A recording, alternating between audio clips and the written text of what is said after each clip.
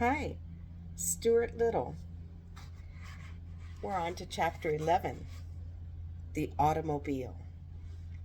For 3 days, everybody hunted all over the house for Margalo without finding so much as a feather. I guess she had spring fever, said George. A normal bird doesn't stay indoors this kind of weather. Perhaps she has a husband somewhere and has gone to meet him, suggested Mr. Little. She has not, sobbed Stuart bitterly. That's just a lot of nonsense. How do you know? Asked George. Because I asked her one time, cried Stuart. She told me she was a single bird. Everybody questioned Snowbell closely, but the cat insisted he knew nothing about Margalo's disappearance. I don't see why you have to make a pariah out of me just because that disagreeable little chippy flew the coop, said Snowbell irritably. Stuart was heartbroken. He had no appetite, refused food, and lost weight. Yes, there's always food laid out. Finally, he decided that he would run away from home without telling anybody and go into the world and look for Margalo.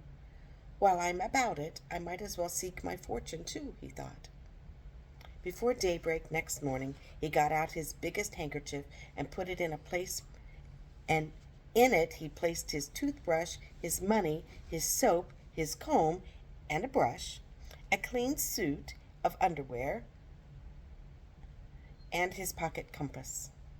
I ought to take along something to remember my mother by, he thought. So he crept into his mother's room, where she was still asleep, climbed the lamp cord to her bureau, and pulled a strand of Mrs. Little's hair from the comb. And here's the comb. Up here, this is his handkerchief, and he's getting it all ready to pack for the trip. And he's going, I wonder if I've got everything.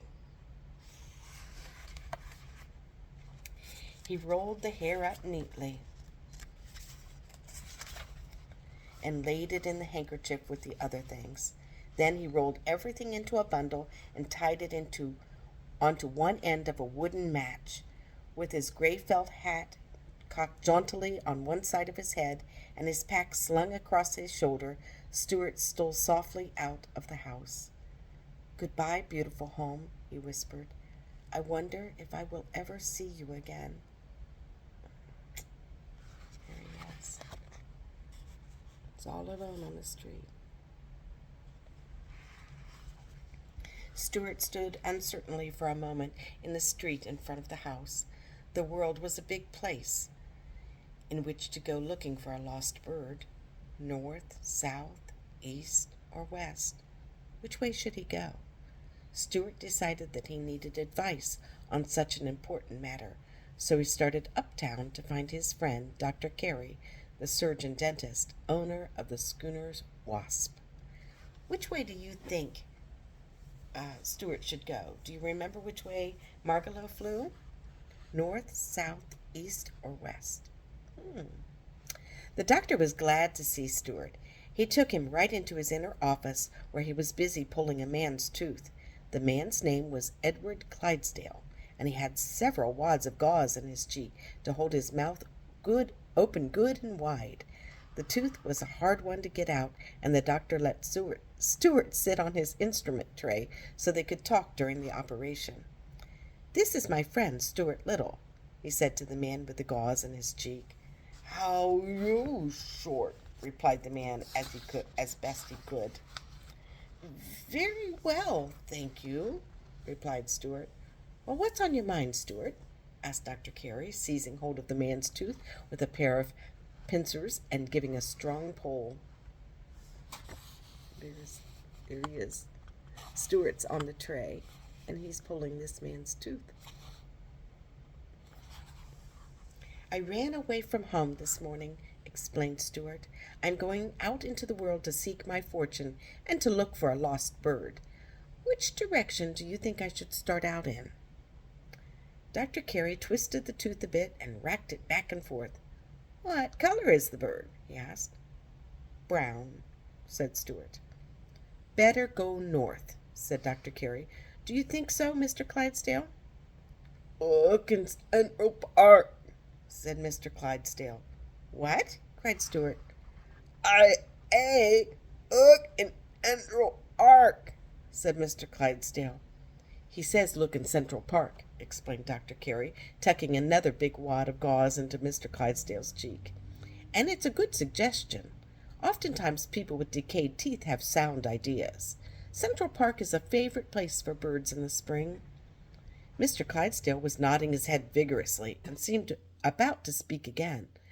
I on okay bird in Central Park, aching or even at Hartford Airway and look in Connecticut. What?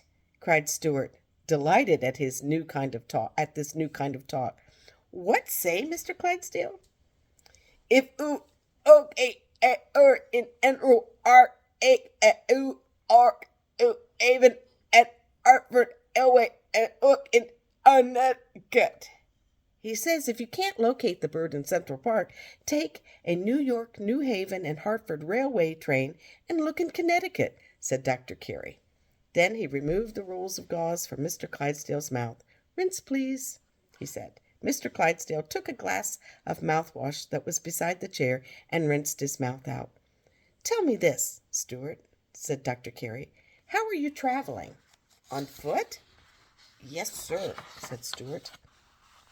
Well, I think you'd better have a car. As soon as I get this tooth out, we'll see what can be done about that. Open, please, Mr. Clydesdale. Dr. Carey grabbed the tooth with the pincers again, and this time he pulled so long and so hard and with such determination that the tooth popped out, which was a great relief to everybody, particularly to Mr. Clydesdale. The doctor then led Stuart into another room. From a shelf he took a tiny automobile, about 6 inches long, the most perfect miniature automobile Stuart had ever seen. It was bright yellow with black fenders, a streamlined car of graceful design. I made this myself, said Dr. Carey.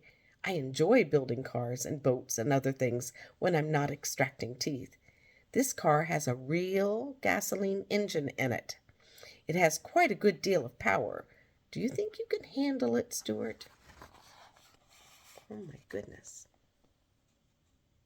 A yellow car for Stuart.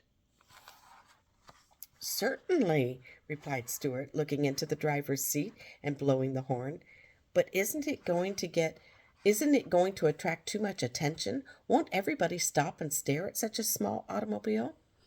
Well, they would if they could see it, replied Dr. Carey, but nobody will be able to see you or the car. Why not? asked Stuart. Because this automobile is a thoroughly modern car. It's not only noiseless, it's invisible. Nobody can see it. I can see it, remarked Stuart. Push that little button, said the doctor, pointing to a button on the instrument panel. Stuart pushed the button. Instantly, the car vanished from sight. Now push it again, said the doctor. How can I push it when I can't see it? Asked Stuart. Feel around for it. So Stuart felt around until his hand came in contact with a button. It seemed like the same button, and Stuart pushed. He heard a slight grinding noise and felt something slip out from under his hand. Hey, watch out! You pushed the starter button. She's off. There she goes. She's away. She's loose in the room. Now we'll never catch her. He grabbed Stuart up and placed him on a table where he wouldn't be hit by a runaway car. Oh, mercy, Stuart cried when he realized what he had done. It was a very awkward situation. Neither Dr. Carey nor Stuart could see the little automobile, yet it was rushing all over the room under its own power, bumping into things. Look at this. The car bumped into the plant. I don't see a car, do you? First thing came a crashing noise over by the fireplace. The hearth broom fell down. Dr. Carey leapt for the spot, pounced on the place where the sound had come from, but though he was quick, he had hardly got his hands over the place when there was another crash over by the wastebasket. Oh, the doctor pounced again. Pounce, crash, pounce, crash. The doctor was racing all over the room, pouncing and missing. It is almost impossible to catch a speedy, invisible model automobile, even when one is a skillful dentist. There he is, trying to catch the car. And there's Stuart, safely up on the table. Oh, oh, yelled Stuart, jumping up and down. I'm sorry, Dr. Curie, I'm dreadfully sorry. Get a butterfly net, shouted the doctor. I can't, said Stuart. I'm not big enough to carry a butterfly net. That's true, said Dr. Curie. I forgot. My apologies, Stuart. The car is bound to stop sometime, said Stuart, because it will run out of gas. Well, that's true, too, said the doctor. And so he and Stuart sat down and waited patiently until they no longer heard any crashing sounds in the room. Then the doctor got down on his hands and knees and crawled cautiously all over, feeling here and there, until at last he found the car. It was in the fireplace, buried up to its hubs in wood ashes. The doctor pressed the proper button, and there it stood in plain sight again. Its front fenders crumpled, its radiator leaking, its headlights were broken, its windshield shattered, its right tire punctured, and quite a bit of yellow paint scratched off the hood. Uh-oh, been in a car wreck. What a mess, groaned the doctor. Stuart, I hope this will be a lesson to you. Never push a button on an automobile unless you are sure of what you are doing. Yes, sir, answered Stuart, and his eyes filled with tears, each tear being smaller than a drop of dew. It had been an unhappy morning, and Stuart was already homesick. He was sure that he was never going to see Margalo again.